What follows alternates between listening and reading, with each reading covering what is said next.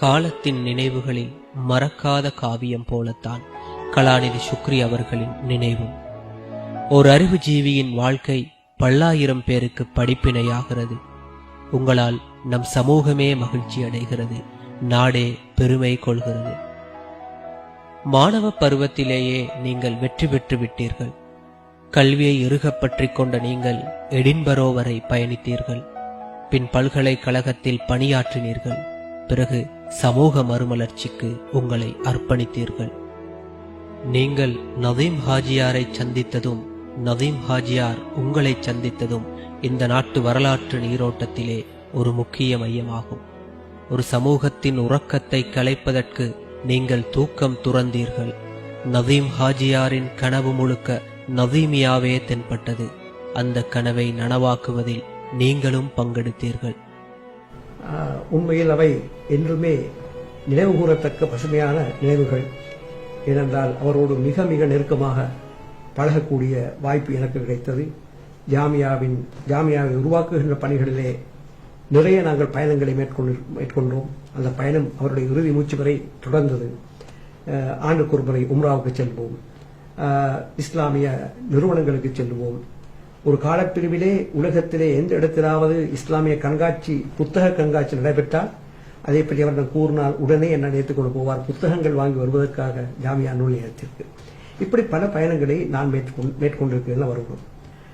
அவர் உண்மையில் மிக அற்புதமான மனிதர். நான் அடிக்கடி நினைப்பதுண்டு, இவரை அல்லாஹு தாலா ஒரு மகத்தான பணிக்காகத்தான் சிருஷ்டித்திருக்கின்றார். இவர் மூலமாக முஸ்லிம் சமூகம் ஒரு மாபெரும் பணியை பெற்று பயனடைவதற்காகத்தான் இவரை சிருஷ்டித்திருக்கிறார் என்று நான் யோசிப்பதுண்டு. ஏனென்றால் அவரிடம் சில அற்புதமான தன்மைகள் காணப்பட்டது. அவர் ஒரு செல்வந்தர், மிகப்பெரிய பணக்காரர். இப்படிப்பட்டவர்கள் உண்மையில் அறிவை நேசிப்பதில்லை, அறிஞர்களை மதிப்பதில்லை, அறிவின் பெருமதியையும் உணர்வதில்லை. ஆனால் இவர் அப்படி அல்ல. அறிவை நேசித்தார், அறிஞர்களை நேசித்தார், நூல்களை நேசித்தார். நினைக்க நினைக்க ஆச்சரியத்தால் மேலிடும் அவரது வாழ்க்கை அதிசயமானதுதான். அல்லாஹ் அவரது முயற்சிகளை பொருந்திக் கொள்வானாக. பன்முக ஆளுமை கொண்ட மனிதர்கள் இந்த உலகில் அரிதாகத்தான் தோன்றுகிறார்கள். அந்த வரிசையில் உங்களது பெயரும் இருக்கிறது என்பதை நினைக்கும் போது ஒரு சமூகமே மகிழ்ச்சி கொள்கிறது.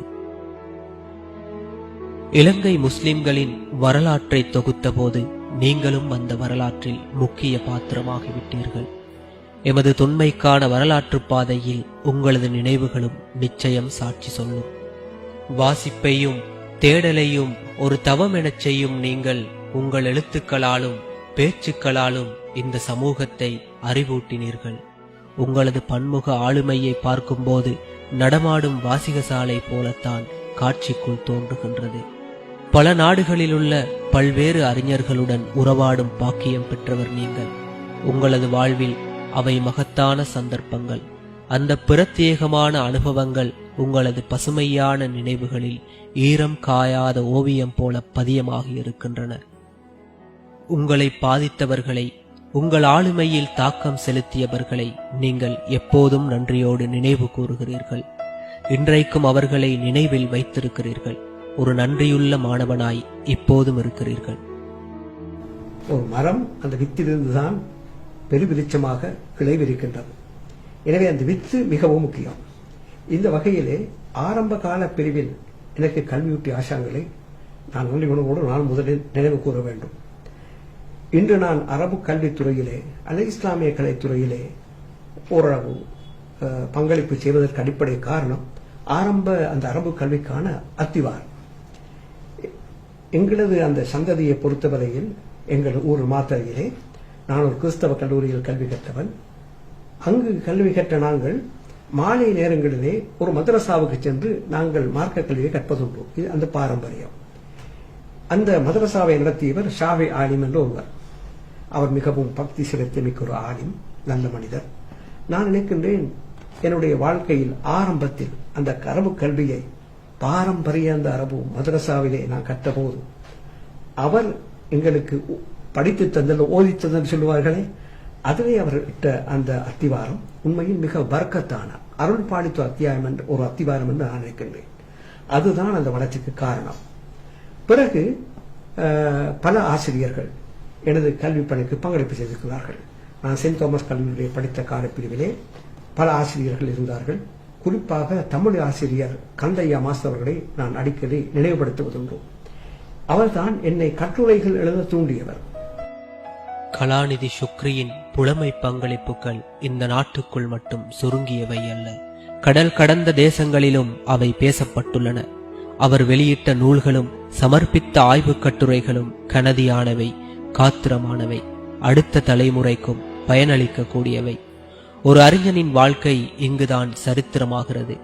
தன்னோடு மட்டும் அந்த அறிவு நின்றுவிடாது, பிறருக்கும் கிடைக்கும் போதுதான் அது மகத்தானதாக மாறுகிறது. காலத்தின் நினைவுகளில் மறக்காத காவியம் போலத்தான் நீங்களும் சார். உங்களது பணிவும் அமைதியான நடையும் எப்போதுமே என் நினைவுகளை பாதிப்பவை. எந்த பெரிய நீர்ப்பரப்பிலும் அலைகளை ஏற்படுத்தும் ஒரு துளி நீர் போலத்தான் உங்களை போன்றவர்களின் வாழ்க்கை. அந்த வாழ்க்கையில் எத்தனையோ போராட்டங்கள், சவால்கள், சாதனைகள், மகிழ்ச்சிகள். அல்லாஹ்வின் உதவியை பெற்றவர்கள் ஒருபோதும் தோற்பதில்லை என்பதற்கு நடைமுறை உதாரணம்தான் உங்களது வாழ்வும். அல்லாஹ் மீது கொண்ட ஆழ்ந்த பற்றும் நேசமும் உங்களது வாழ்வில் எல்லா தடைகளையும் அகற்றின, இருள் விலக்கி வெளிச்சத்தை கொடுத்தன. அல்லாஹு அக்பர், வலில்லாஹில் ஹம்த்.